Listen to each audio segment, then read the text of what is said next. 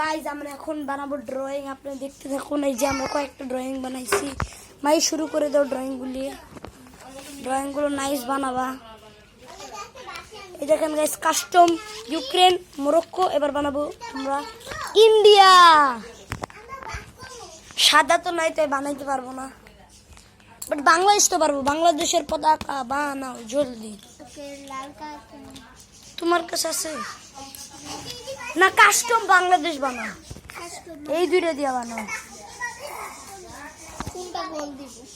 গোলে এটা দিবা আর এটা দিয়ে ফুল দাও দাও বানাও। আমরা একটু কভার করার পর দেখাই।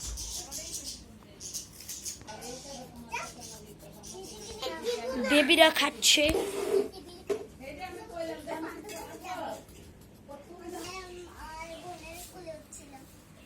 And this color